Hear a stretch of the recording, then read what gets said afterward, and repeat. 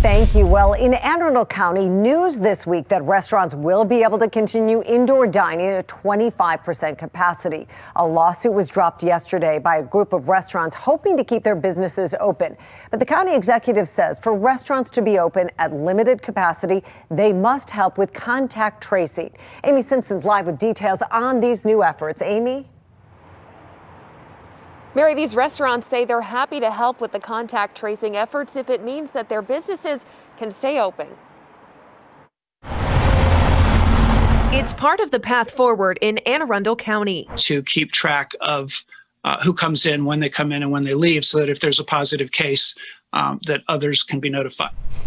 Restaurants now expected to keep a log of diners to help with contact tracing. The county says the log must include customer names, contact information, and the time they dined at the restaurant. The former lead plaintiff in a lawsuit against the county says this was part of the conversation to keep restaurants open, even at limited capacity. Ultimately, if we can do this in a quick, safe manner that doesn't A, affect the restaurant's operations too much, and B, inconvenience the patrons too much, we're happy to assist them in any way that we can. Another restaurant owner in Annapolis says they're happy to comply if it means keeping people employed. We will do whatever extra hoops they want us to do. All we've been doing is jumping through hoops since the moment this pandemic has started. And we willfully do it because we're a part of the fabric of the community and we employ local citizens. But the customer log does raise questions about customer privacy and who's willing to comply. Are the general public comfortable giving us that information? And we'll see how that goes. We don't want to. Mary, the county tonight tells me that restaurants will get to decide for themselves how they want to keep track of this customer information, and they'll be expected to keep those logs for 2 weeks.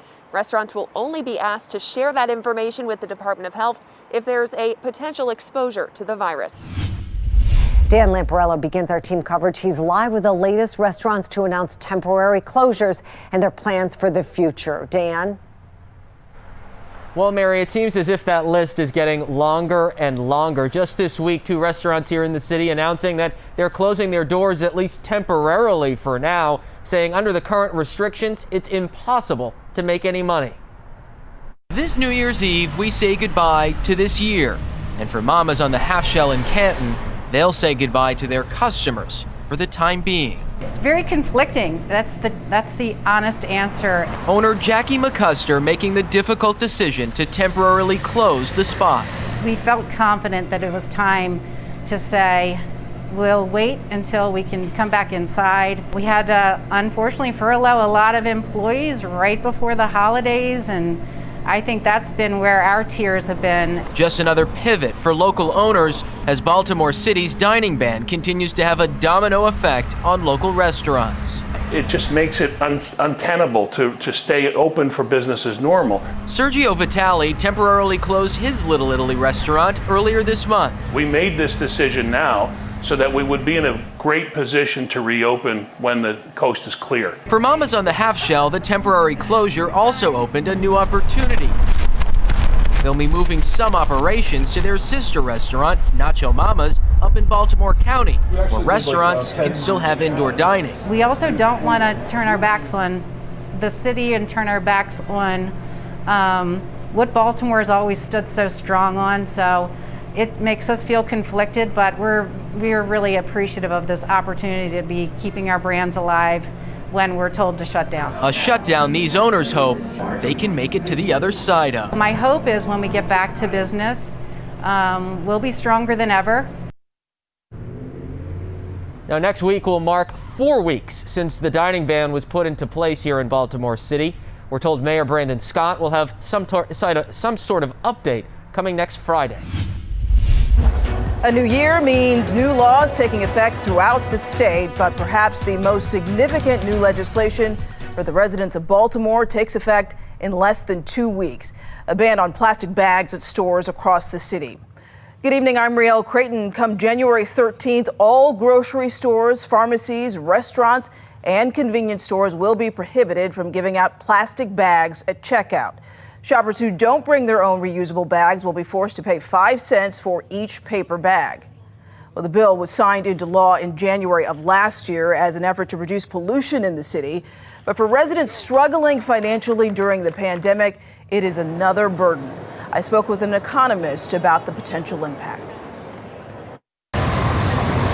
New year, new law set to take effect in the city of Baltimore, the ban on single-use plastic bags. From grocery stores, restaurants to retailers required to stop providing plastic and start charging $1 nickel each for providing customers with any other type of bag they supply, including paper. No, I had no idea. Plastic bags in hand, Fox 45 News found many shoppers unaware they have less than 2 weeks' time to relinquish these, or it'll cost them. It'll encourage people to bring in their own bags. Advocates hope the measure, which takes effect January 13th, will reduce trash and pollution, counting on people to switch to reusable.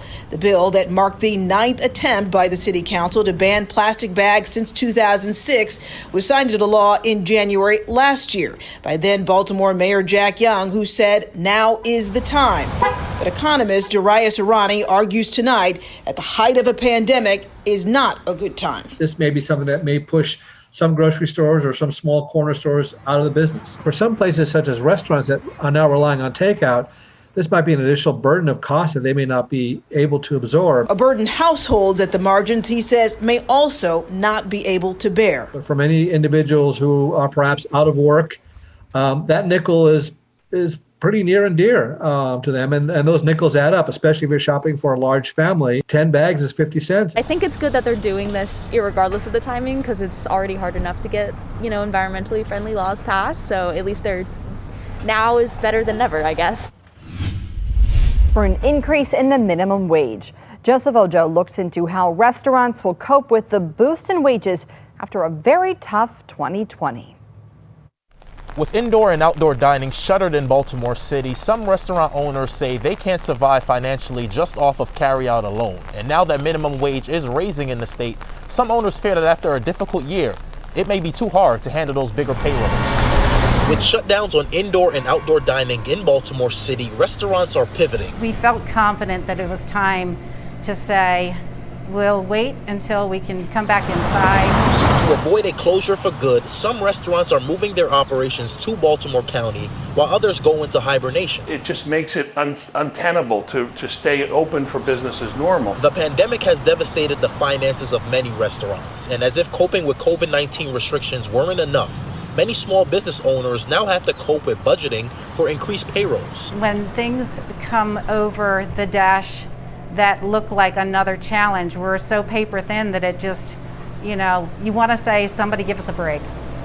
Somebody just have mercy. For businesses with 15 or more employees, minimum wage will go from $11 to $11.70. And for businesses with less than 15 employees, wages will go from $11 to $11.60. So a lot of business owners might not choose to carry these additional costs and might decide to call it quits, which of course will produce even more job loss and higher unemployment. Economist Anaban Basu says this big change that went into effect on January 1st will put additional pressure on businesses who are struggling to keep their lights on and pay their rent. He says owners will be forced to throw in the towel if more relief is not awarded. We're going to lose in the Baltimore region a lot of retailers, a lot of restaurants. We've lost a lot already. And Mayor Brandon Scott is defending his bans on indoor and outdoor dining, saying that his decision was guided by science and that he's hopeful that this will stop the spread of the virus. Joseph Ojo, Fox 45 News.